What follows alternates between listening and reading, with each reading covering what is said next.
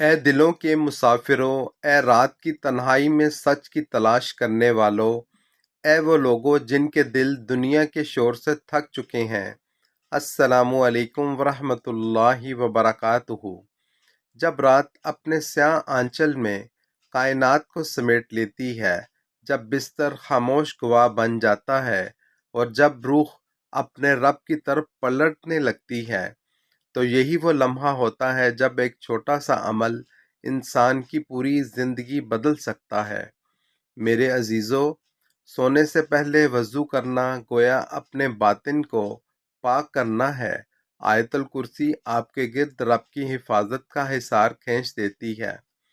سورہ بقرہ کی آخری دو آیات رحمت اور کفایت کا وعدہ بن جاتی ہیں۔ سورہ ملک قبر کے اندھیروں میں نور بن کر ساتھ دیتی ہے، اور پھر سورہ اخلاص، سورہ فلق اور سورۃ الناس، یہ وہ کلمات ہیں جو نظر، شر اور وسوسوں کو جلا کر راکھ کر دیتے ہیں۔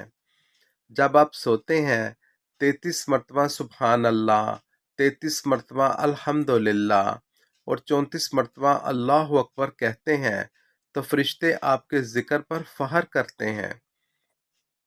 اور اگر آپ چاہتے ہیں کہ ذہن روشن ہو، سوچ پاکیزہ ہو اور عمل قبول ہو، تو یہ دعا ضرور پڑھیں۔ اللہم انی اسألک علما نافعا ورزقا طیبا وعملا متقبلا۔ اے اللہ، میں تجھ سے نفع بخش علم، پاکیزہ رزق اور مقبول عمل کا سوال کرتا ہوں۔ یہ وہ دعا ہے جسے نبی کریم صلی اللہ علیہ وآلہ وسلم نے سکھایا۔ اے سننے والو، یہ اعمال مشکل نہیں، مگر ان کے اثرات بہت گہرے ہیں۔ آج نیت کر لیجئے، آج سے آغاز کر لیجئے، کیونکہ جو شخص رات کو اللہ کے حوالے ہو کر سوتا ہے، اس کی صبح خود اللہ سنوارتا ہے۔ اگر یہ باتیں آپ کے دل کو چھو گئی ہوں، اگر آپ چاہتے ہیں کہ ایسی ہی نور بھری باتیں آپ تک مسلسل پہنچتی رہیں، تو چینل کو فالو کیجئے، ویڈیو کو لائک کریں اور اس پیغام کو دوسروں تک ضرور پہنچائیے۔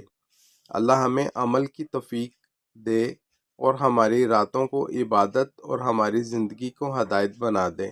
آمین۔